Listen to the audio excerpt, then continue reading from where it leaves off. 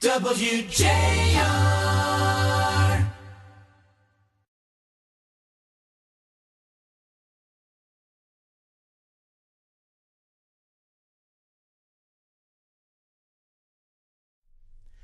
And that is how you hook people to be involved. So do you have corporations that do that? Do you have companies that come up with plans like that?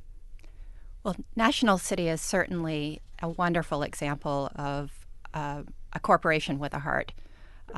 National City was one of our largest sponsors for our annual event, which is Comedy Night in the spring. In addition, they sent us a large number of volunteers over the summer to repack tomatoes.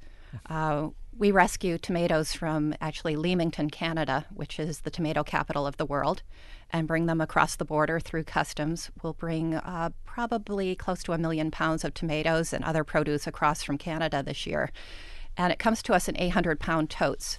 Well, there are only about 5 agencies in the region that can handle 800 pounds of one commodity like a tomato. And you got to move kind of quickly because tomatoes don't hang around very long, from what I know about tomatoes. They have to be moved very quickly, and they have to be broken down from an 800-pound tote into a small case so that they can be delivered to an agency like Alternatives for Girls with 26 women and girls in their shelter that otherwise couldn't have any of these tomatoes because they can't have a use for 800 pounds of them. So we love volunteers, corporate volunteers and others to come in and help us with projects like that. Now, you gave www.forgottenharvest.org, is it, or .com? .org.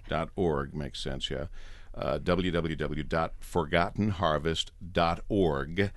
And DeWayne, yours is? GCFB.org.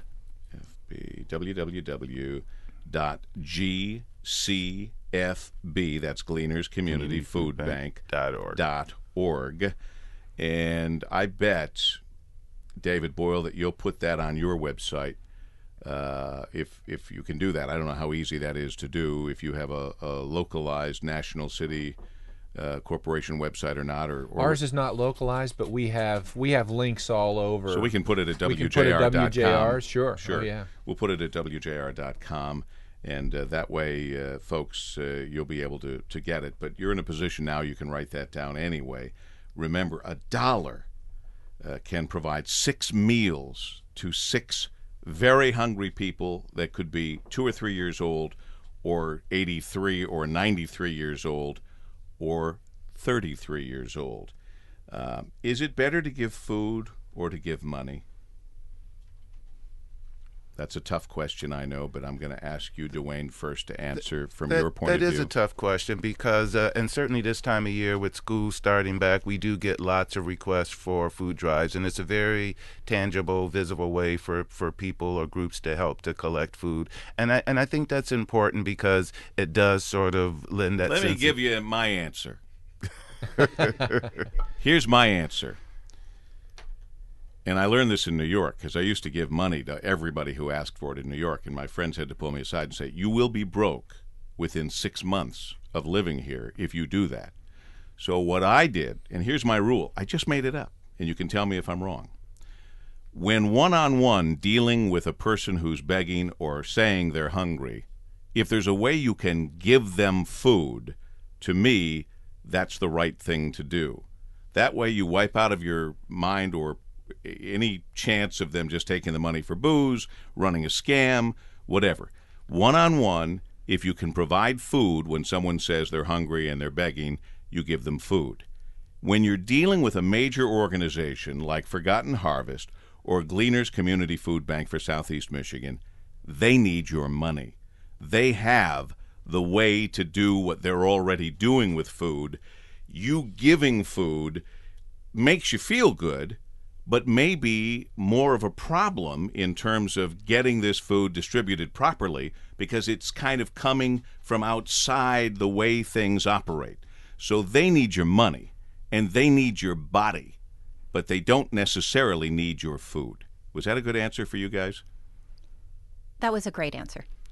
You know what else, Paul, I would suggest is that we need an awareness, because I think if we, as people in the community, have an awareness, when somebody does ask you for money for food, if we're aware of the programs and the different agencies that are providing these resources to these folks, let's steer them there instead of giving them the money. Clearly, then let's give the money to these folks Right. and let them do what they do. Clearly, the best thing is for these people to go to these organizations. Right. But when confronted on the street with somebody who says they're hungry, telling them to go to a place that they may not even be able to get to at that moment, it doesn't solve the problem.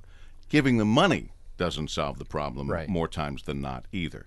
Giving them food, and hopefully that doesn't happen that often to people, because it can be frightening when somebody approaches you like that. But we're getting the word out thanks to you donating your time, your efforts, your services, David Boyle, for National City. And for these people, Susan Goodell and DeWayne Wells, this is what they do for a living. So, yes, it's their job. I hope you're paid, but it is something that you do for much more than money. The return is far greater than whatever kind of money you could be getting. And people will want to help once they really understand what's going on. And I want to make sure that we have made it extremely clear as to how they can help. First, go to the websites, www.gcfb.org for Gleaners Community Food Bank for Southeast Michigan, or www.forgottenharvest.org. That probably will tell you virtually everything you need to know about contributing, yourself, your money, ways that you can be involved. We already know that companies and corporations such as yours, David, do. We already know now how people can get in touch with you. We already know, too, that the government is never going to be able to set up any kind of a program themselves to bail us out of this hunger program. It's just not going to happen. I don't mean to be stepping all over the government, but I'm assuming that that's true and that you're not getting a whole bunch of government help, Susan or DeWayne, either one of you. We do get some support from the government, but I think you're absolutely right. Even with some of the increases that we've seen in the new farm bill, that doesn't provide a great deal of access to a lot of the people that we're seeing, because either they don't income qualify for the program because of their situation, et cetera. So I think it's going to take a broader community response. And this is the kind of thing that we as a community should do.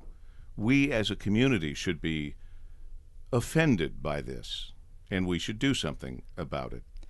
Paul W., in the case of Forgotten Harvest, less than 1% of our funding comes from the government. But I think to get to your deeper point, I think people don't realize that food stamps run out between day 10 and day 14 of the month. And so people are really turning to the emergency food system, such as Forgotten Harvest and Gleaners and the many agencies that we in turn take that food to make ends meet, to make sure that they have food on the table for themselves and their children. And it's only going to get worse around here. The afraid money's you're going right. to run out. The big payoffs people got when they got bought out of their jobs, they probably thought they had a lot of money 6 months ago, a year ago. Amazing how much money we can go through. Amazing. And so the needs are going to be greater, and we need to get people stepped up here. 204,000 children living below the poverty line.